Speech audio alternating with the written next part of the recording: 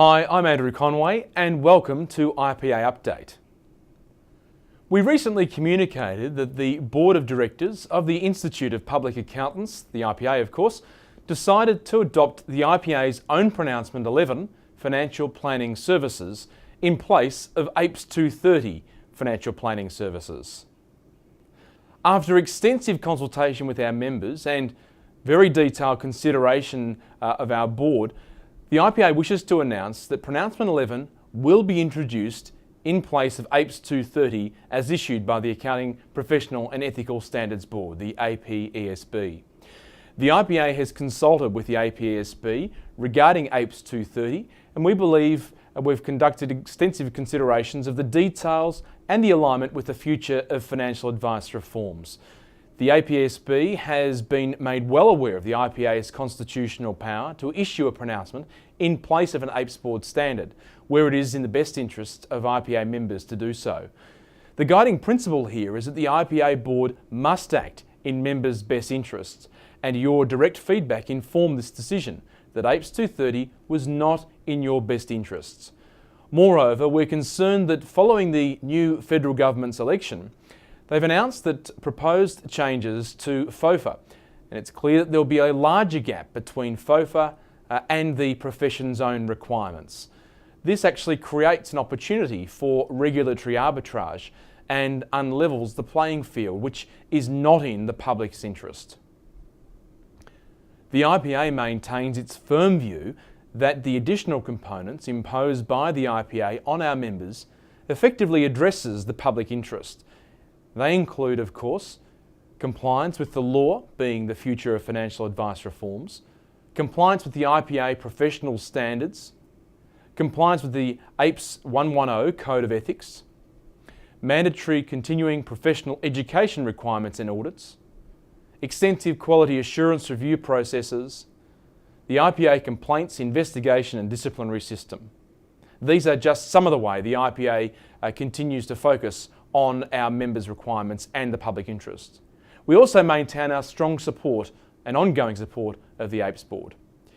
This pronouncement seeks to provide certainty to our members while ensuring that you are able to continue to provide the high quality, affordable advice to your clients.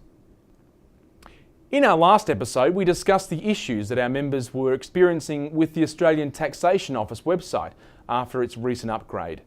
This appears to have flowed onto its portal, which has recently been experiencing significant issues of its own.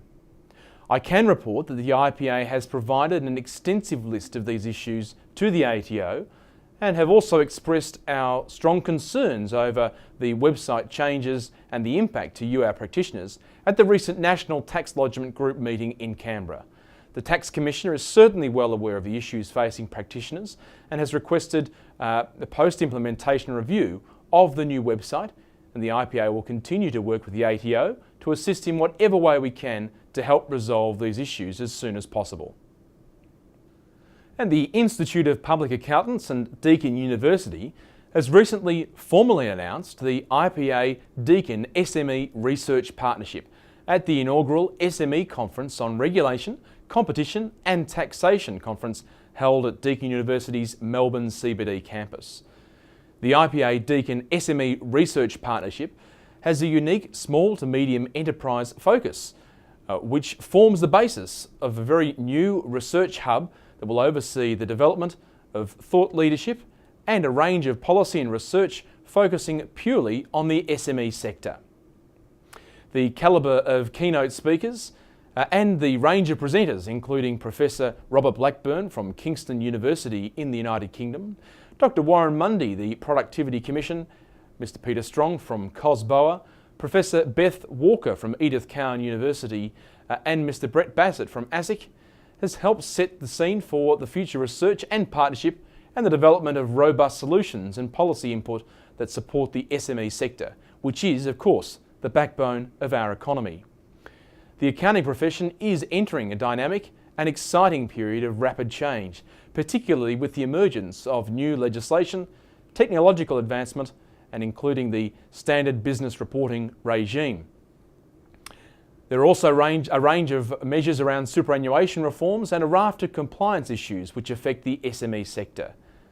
and therefore meaningful and robust dialogue through conferences such as the one held last week will give direct input into the IPA Deakin SME Research Partnership, providing a portal directly into government that will become our research backbone in relation to SME issues. This partnership reaffirms the IPA's premier position at the forefront of SME policy input. We're also delighted that the Financial Reporting Council will be joining the partnership as a non-financial partner. This is one of the most exciting initiatives in SME policy in Australia, aligning the accounting profession with academia and the policymakers and decision makers within Treasury and the Australian Government, providing a direct portal into the Minister and an evidence-based approach in policy formation. And that's all for this month. The last episode, of course, before our inaugural IPA National Congress from the 7th to the 9th of November on the Gold Coast. In our next episode, we'll bring you all of the news from the Congress, which is one of Australia's largest public accounting conferences in the country this year. To subscribe to the IPA YouTube channel, please click on the subscribe button, and please visit our website at publicaccountants.org.au, our digital hub at pubact.org.au, or chat to us on Facebook, LinkedIn or Twitter at IPA Accountants. I'm Andrew Conway, and if you're attending the National Congress, I'll see you on the Gold Coast, and if not, see you next month on IPA Update.